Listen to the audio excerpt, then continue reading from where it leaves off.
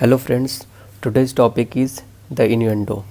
इन्यूएंडो होता क्या है, उससे पहले हम जानेंगे, डिफेमेशन की ब्रीफ कर लेंगे, उसके बाद आएंगे इस इन्यूएंडो टॉपिक पे। सो चलते हैं डिफेमेशन पे। नो डिफेमेशन, पहले जानते हैं डिफेमेशन क्या होता है। अर्लियर वीडियो में मैंने बता रखा है डिफेमेशन होता क्या है।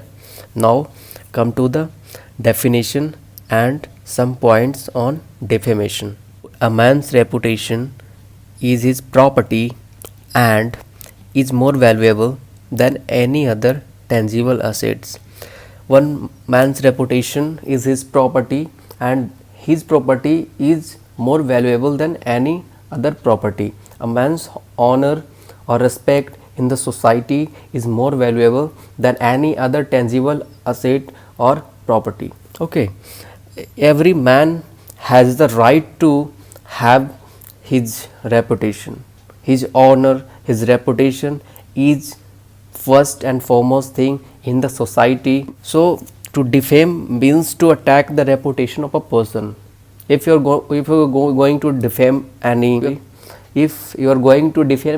anybody, then you are going to attack on his reputation, you are going to attack on his honor, you are going to attack on his respect which he earns from the society, under the society. Okay, so come to the fourth one says that the degree of suffering caused by loss of reputation far exceed that caused by loss of any material wealth. Okay, if loss of it, here it is said that loss of reputation is far and more than loss of any material wealth. अगर कोई important wealth है उससे भी बड़ा loss of reputation होता है। तो once reputation is his property and is more valuable than any other property. That's it. So come to the innuendo. आज इन्यूएंडो पढ़ते हैं, डिफेमेशन हम लोगों ने पहले ही पढ़ रखा था, तो आते हैं innuendo. A statement may be facie defamatory and that is so when its natural and obvious meaning leads to that conclusion. Sometimes the statements may prima facie be innocent, but because of some latent or secondary meaning it may be considered to be defamatory. But the plaintiff wants to bring an action for the defamation, he must prove that latent and or the secondary meaning, that is the innuendo, which makes the statement defamatory. Even a statement of a commendation may be defamatory in the context. If I say he is a criminal, he is a fraud, he is a corrupt, then this is a direct meaning. This is a direct defaming to anybody. This means this shows that I am going to defame directly. But some statement which not prove in a prima facie, in a first vision, in a first sight, it cannot be said innuendo. So innuendo which makes the statement defamatory, it is one type of statement which is not looks like a defamatory in a prima facie, means it is the latent, it is secondary form, the secondary form of that sentence said as a innuendo. Suppose that example लेते हैं, उससे पहले हम आते हैं, before that we come to the some points on innuendo. इन्यूएंडो के कुछ points पे आते हैं। इन्यूएंडो मीन्स इनडायरेक्ट और implied reference. At first vision, at a prima facie ये नहीं होता कि ये डिफेमेटरी माना जाएगा। A statement may prima facie be not defamatory, but because of the existence of some latent and secondary meaning it may be considered to be a defamatory.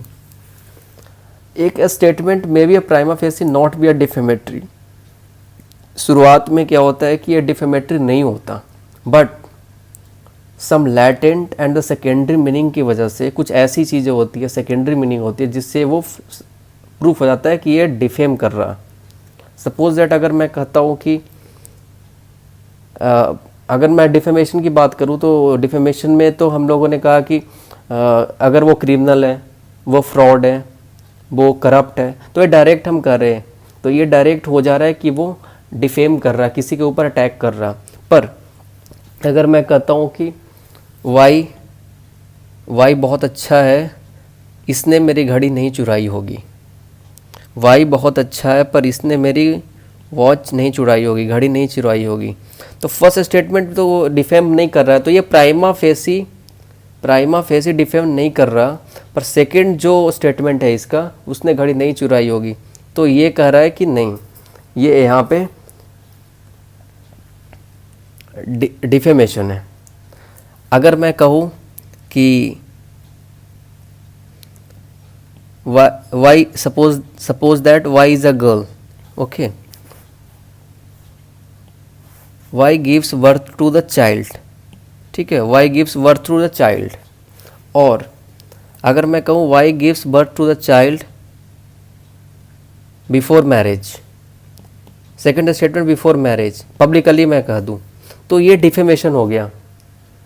Y ने बच्चे को जन्म दिया और उसकी शादी नहीं हुई है, तो ये इनिएंडो हो गया, क्योंकि फर्स्ट प्राइमा फेसी में तो सही मैं बोल रहा हूँ कि वाई ने बच्चे को जन्म दिया, this is good sentence, but at the prima facie it is not a defamation.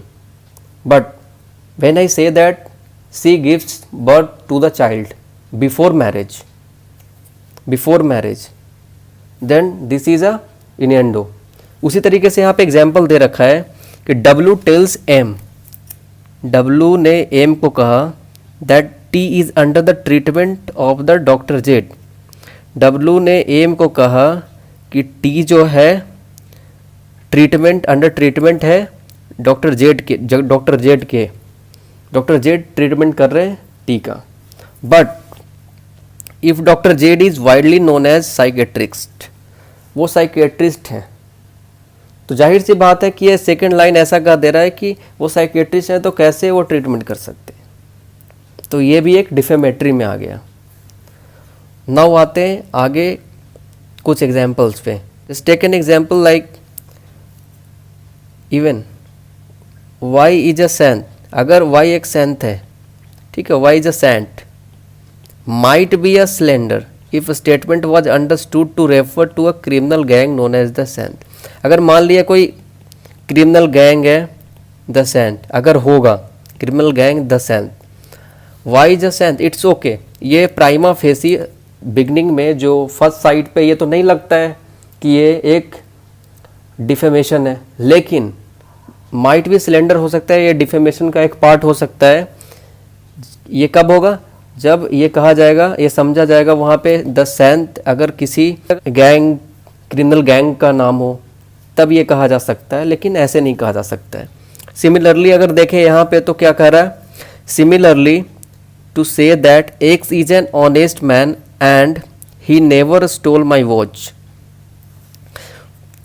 Prima facie पे देखे तो X says that X is an honest, पहले बोला इसने कि एक्स ऑनेस्ट है, एक्स ईमानदार है, ऑनेस्ट है, पर इसी में क्या हुआ, सेकेंडरी लैटेंट मीनिंग सेकेंडरी पे आया, तो man, honest man and he never stole my watch, इसने मेरा घड़ी कभी नहीं चुराया।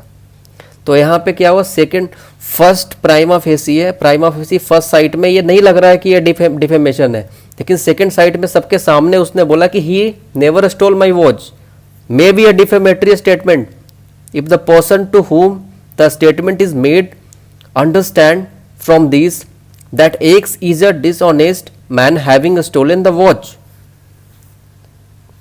It is made to understand from that X is a dishonest man having stolen the watch. यहाँ पे इसको dishonest बना दिया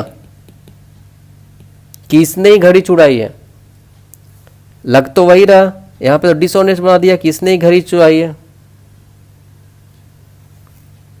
तो सेकंड में ये क्या कर रहा है, सेकंड में ये इसको डिसऑनेस्ट ठहरा दे रहा है, तो ये इनिएंडो होता है। Come to this example. The statement that a lady has given birth to a child is a defamatory when the lady is unmarried. अगर बर्थ टू अ चाइल्ड की बात करें तो ये तो वेल एंड गुड है कि ये प्राइमा फेसी में कभी नहीं जाएगा. प्राइमा फेसी में कभी वो दिखाता नहीं है. प्राइमा फेसी बिल्कुल नॉर्मल होता है, वहाँ पे कभी शो नहीं होता. लेकिन यहाँ पे डबल मीनिंग हो जाता है फिर ना, क्योंकि एक सेंटेंस में कहा कि birth to a child, so no problem, there is no defamation. At the second sentence आप देखोगे तो यहाँ पे लिख रखा defamatory when the lady is unmarried. Lady is unmarried. Similarly, the statement that A is like his father may be a defamatory. Cheat like his father.